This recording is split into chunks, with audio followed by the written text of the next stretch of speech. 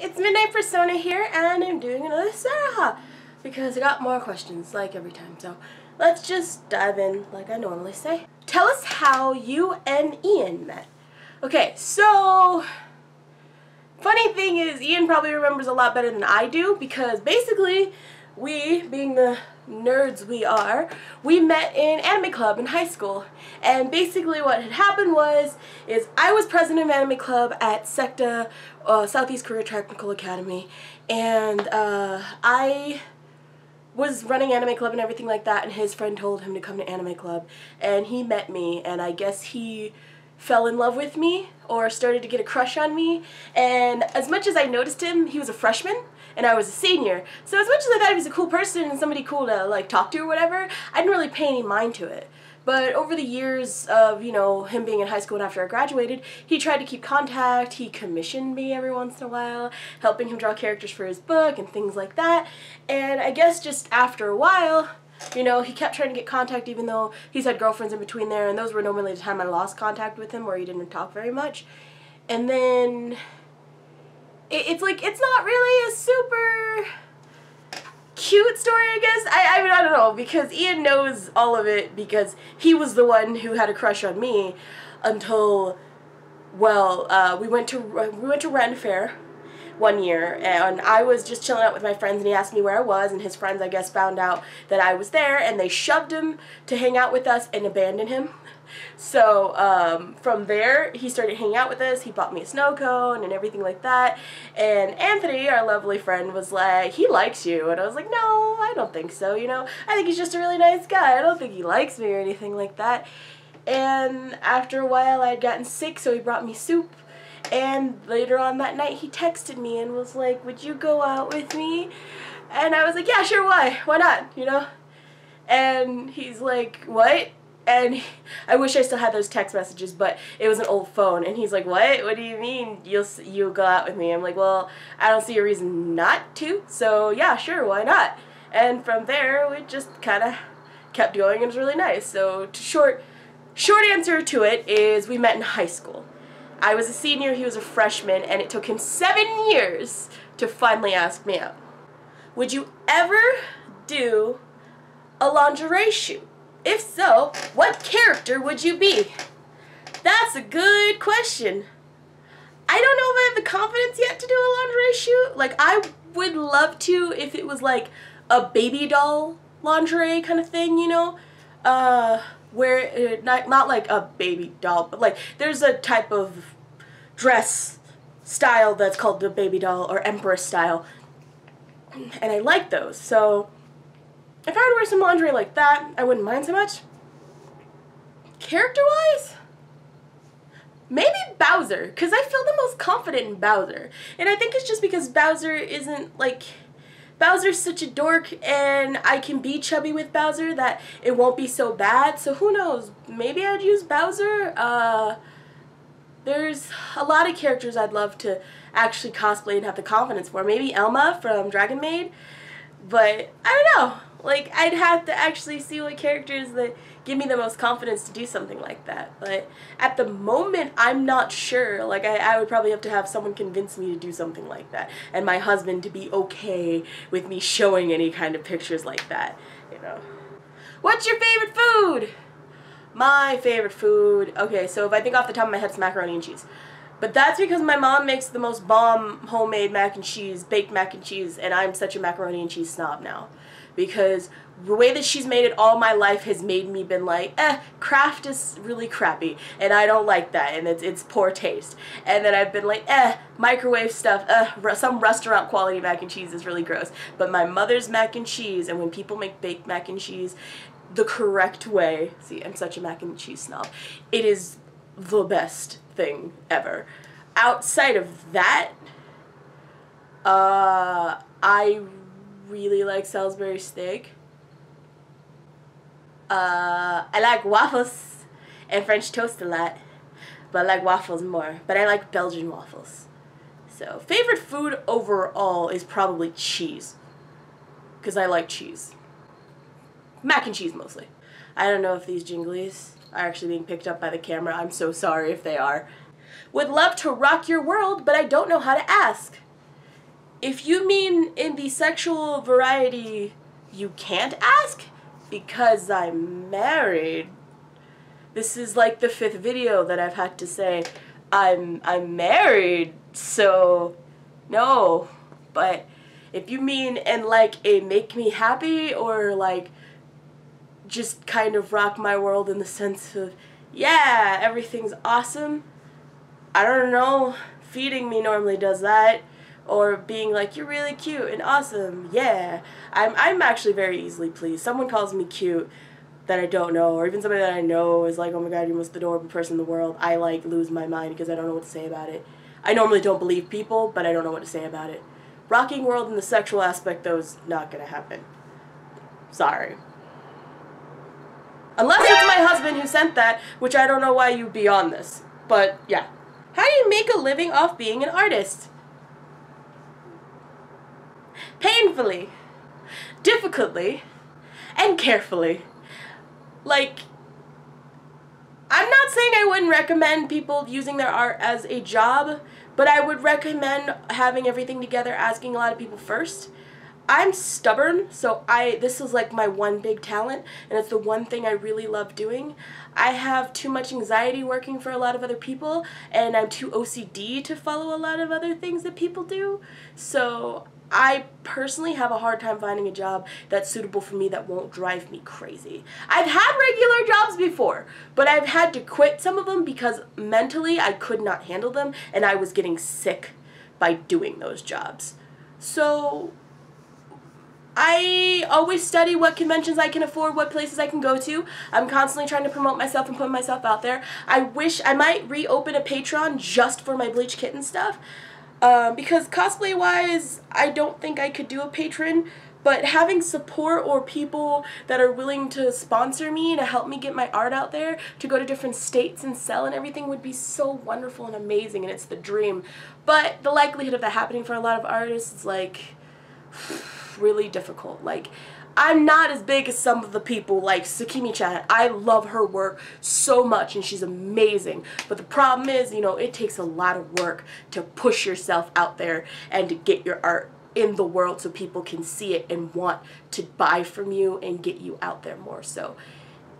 But if you want, you can share my things and help, you know, get more people to like or look at my stuff. That'd be awesome. Anyway, the next one says, you're very fashionable. Thank you. I don't feel like it, but thank you. I kind of just put on clothes that I think are cute. I'm like, that's a cute dress. I'll wear that. You know, I don't keep up with fashion trends. I don't really keep up with things that people do. I'm just kind of like, things are cute. And I'll wear the cute things. That's about it. So I don't see myself as fashionable, but thank you. How do you picture yourself 10 years from now? That's a hard question. Let's see, I'm 26 this year. 10 years from now, I'd be 36 or 35 if we're talking right there in this moment. Okay, so the one goal I really hope is that I have a kid, or maybe 2. I don't necessarily like babies or children, but I want babies and children of my own. I don't like dealing with other people's children because I can't do anything about it when they're screaming and running crazy. If they're my kids, I can discipline and I can tell them, hey, come sit down, stop it, you know, mom needs to do this, that, and the other. And I know it's not going to be that easy, but I can still talk to my kids better, you know, than talking to someone else's kids, because I'm always anxious that someone's going to be like, I'm going to sue you for saying the wrong word to my child. And I'm like, I didn't say anything, you know. So I want to have kids. I want me and Ian to be in a nicer house, just a place that we can really call our own and really call home for us. I want Ian to get promoted higher and higher, and I want him to get his book out there. I want him to become a best-selling author. I know these are all the things that I see for Ian in the future, but it's kind of a part of me. In the future, I'd love to have my art so high up that I could be going to AX, I go ALA, I'm going to like New York Comic Con, like I'm going across the states. just to get my stuff out there. And maybe at this point I'm doing it because my kids are old enough for a grandma to watch them while we're out of town, you know? So I'd love to get to that point where my job is leading me to so many different places in the world, which would make it so amazing. So I guess in 10 years from now, I really hope that my art is just doing a lot better, and my cosplay, or even my cosplay's got me in different places. Or who knows, YouTube's got me to different places. But, you know, I don't have a too high expectation for myself. I kind of this year have taught myself to just go with the flow. Of course, you know, work hard and get the things I need to get done, but try to go with the flow and not have too many set records for myself, or else I'm gonna be driving myself crazy. So I guess that's about it. I'm sorry if it wasn't a very good answer, or not very interesting one, because I accidentally posted this on Skype. This is what happens when you share things on Skype you aren't supposed to. Now tell me, what is the origins of your favorite color and the origins of your favorite animal? Okay, so I don't know the origins of where these colors come from, so I'm just going to tell you my absolute favorite color is green. It's more specifically mint green. Mint green is my favorite color ever because it's such a light and airy color, and it's really pastel-y, and I really like pastel colors. When I was younger, I liked all dark colors, and I was like red and black and gold. But now that I've reached like my older years, mature years, I suppose, I like pastel colors. Like, I like pink, I like light blue, I like cotton candy colors, I like mint green. All of these super airy and sweet colors are my favorite types of colors. I don't know why though, it just happened that way. Like, the flowers on my headband are really light green and a yellow, like a buttercream yellow, and I really like pastel colors. As for the origins of my favorite animal, I have already explained why I like cows on another video. I just got used to them and I love them because they're cute. I like cats too. I like cats just because they're cute and cuddly and they're wonderful little creatures, and I feel like I have a lot in common with cats a lot of the time. And I used to have cats. I miss my babies. I had a cat named Charlie and a cat named Dottie, and when I was really little I had a cat named Smokey. I really love cats a lot too. I don't know their origin, please don't ask me. I like dinosaurs too! Dinosaurs' origin is the dead. Next question! You should do daily vlogs. I don't know how many people wants to sit and hear me every day. Like, maybe? I don't know. I don't see myself having much to talk about. Plus, I don't like putting on makeup every day. A lot of times I like to be like lazy, and makeup's kind of expensive, so putting it on every day is ugh. But in the same point, I don't know, maybe. I don't see people wanting to sit and listen to me talk about nothingness. Like, maybe every once in a while being like, hey, stuff happens. But who knows, maybe I'll talk about daily stuff on Instagram or on Facebook or something. I don't know, but maybe. I don't know anybody who want to sit and listen to me every day. Every day. I'm pretty sure my husband doesn't want to hear me every day. But what's the thing you like most about yourself? I know in a few videos back I said my boobs. I really like my boobs. My boobs are the best part. Like my shirt. This bra doesn't really give them justice, but this is probably the biggest, literally, the best attribute to me. The thing I guess next, if I don't go to my chest, maybe my smile. I get really nervous when something's wrong with my teeth, because I have a thing about nice smiles and bright teeth. So I guess I like my smile because I've been told multiple times that I have a really bright and welcoming smile, and I can, like, you know, light up a room. Like, I've had people tell me I light up a room when I smile, and it's really really nice to hear. And I guess I really like my smile because I like to believe I'm super happy-go-lucky, and when people see my smile they feel reassured that everything's good, you know. I have like a fairy smile or something, and it brings magic to the world. But outside of my boobs, I guess my smile. I used to like my legs. I still kind of like my legs, but they've gotten really scaly due to eczema. So as of late, I haven't been so keen on my legs. My legs have always been the part of my body that have been silky smooth and have never really been really fat. They've always been, I'm so sorry, they've always been like They haven't been fat. They've been toned. My arms have always been kind of toned. I've never really had too much of the jiggle on my arm. All of my fat is directly in my tummy. So my legs have always been nice. That's why I really wanted to cosplay Chun-Li. But boobs and smile mostly now, because eczema ruins most of the confidence I have about my skin. And last is, you're so lucky to have such a loyal group of friends.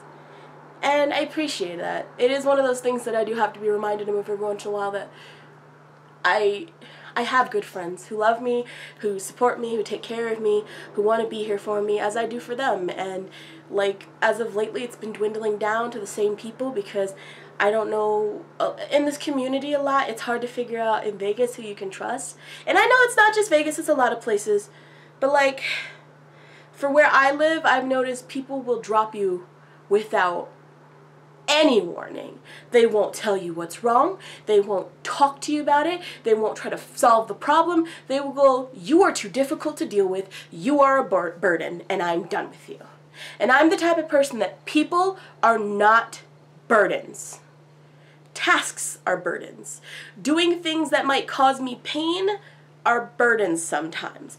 People are not burdens. They can be annoying, they can be problematic, they can be frustrating, but a burden is something you put on a task. So to treat people like they're tasks in your life, that you can check them off when you're done with them because they're a burden, is absolutely ridiculous to me. And I can't stand when people say that someone else is a burden to them. Because how dare you decide whether or not this person's life is worth it? Because that's what a burden sounds like, is that you're deciding that their life is not worth your time. While their time might not be worth your time, and yeah, you could be tired of someone and be done with them to the point that you're like, you know what, I gotta break away from you because I can't, it's painful to me. But calling someone a burden to me is like frustrating. And I've had so many friends to be like, yeah, I had like a group of friends that I love them and everything, and then they called me a burden, and then they stopped talking to me. And I'm like, I wish people weren't so cowardly that they couldn't come to you and say, look, I can't be your friend anymore. Something about it, you know, we both just broke apart or something. Because I have friends that I still feel like there's nothing wrong between our relationship, but they have not talked to me for months, and they've decided, or they'll decide that they don't want to be friends with me. So for me, as much as I've noticed that they're breaking apart from me, I'm like, well, I don't see what's happened, so maybe when you feel like you've gotten yourself together, you can come back and talk to me. But in the meantime, I'm gonna kind of just let you do your thing. But it's good, because I feel like I have like 5 really good friends that I can count on, and that they'll be there for me. Like, if I'm in the hospital, they will jump to check on me and be there for me and bring me things when I need them, you know. My husband included. I know he's my husband, so he should be. But, you know, it's good to be able to include your husband or your boyfriend in a group of friends. Not just, oh, he's my husband or he's my boyfriend, so he's supposed to do that. But as he's not just my husband. He's my best friend. He's my closest friend. And he's the person that if anything happened, I know he would be there. Because not everyone can say that about their husband or boyfriend, surprisingly. So I'm really happy, you know. Subaru's like my sister. She's always been here for me. You know, even when people have said crazy stuff about me to her to try to make her not like me anymore, she's been like, I don't know what problem you've had with her, but she's my sister. She's been my best friend, so I don't know what's wrong with you. You know, she's never like dropped me just because she felt like, I'm done with you. We've had to take time apart from each other because we've been like, I need to chill out because we're frustrated with each other. But normally after we get mad at each other, we're like, whatever, let's go get yogurt and chill out again. And Anthony has been a really, really close friend. And like I said, I have a few more, and I'm happy to have a close-knit group of friends that I can actually rely on, and I feel like I can rely on right now. So, you know, even my friend Sarah, who lives out of town, she's a really good friend to me, and she's someone I can really rely on if I really need the help. Like, if I'm like, we're going to be homeless tomorrow and really need help, she will beg and ask everyone she possibly can to help us to get to where we need to get, you know. And we've been there for some hard times with her, and she's been there with us for some hard times, and she's someone I can really count on, and I love her, even though she lives in California. So I'm happy, and thank you. I do think I'm really lucky to have those friends and people that I can rely on, so thank you. Anyway, I started rambling again. I'm sorry. That's pretty much it. Those are all the questions I've gotten now. Once again, if you want to send me a question, concern, comment, craziness, just go ahead. I will put them in the next video, and I really appreciate all the questions that keep getting sent, and hopefully I can do more of these soon. But anyway, I'm Minute Persona, and hopefully I can see you next time. Bye!